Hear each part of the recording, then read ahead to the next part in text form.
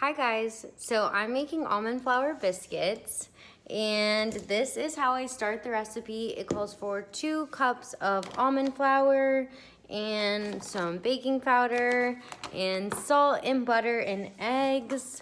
The almond flour biscuits I'm making today have the everything but the bagel seasoning kind of like put inside of them. I'll show you how to do it, and then also some cream cheese. So let's start on the recipe. Okay, so I've got 2 teaspoons of baking powder I'm gonna put in the bowl. So there's one.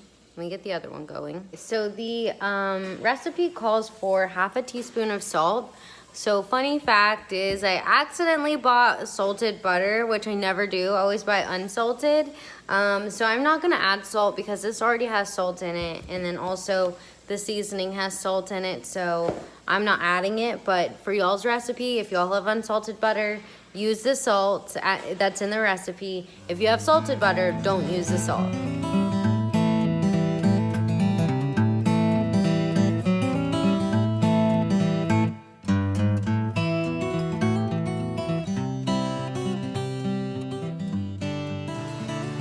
Okay, so now I've mixed up all the ingredients.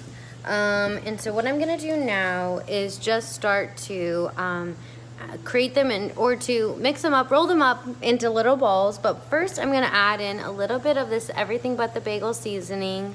And we'll just do that. And then I'm gonna sprinkle a little bit on top. So let me show you that process.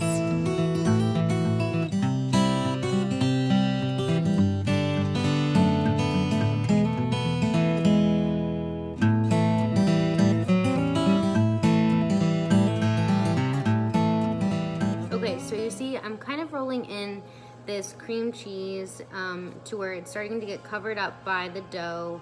And now I'm gonna roll it up in a circle again to try and get it circular. So now this little dough ball has got cream cheese in the middle of it.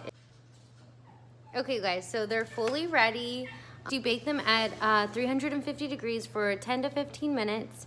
I always like to bake them until 10 and then just check on them. Like the coloring, it'll be like a little bit of a light brown once it's ready. If they're like, you overcook them and they're a little toasty, they're still good. So don't feel like they're not good if you overcook them, because you know, that happens. Okay guys, so the first batch is ready. This is what they look like on the inside. They're so good. They turned out amazing. Like, they're such a good like grab and go food.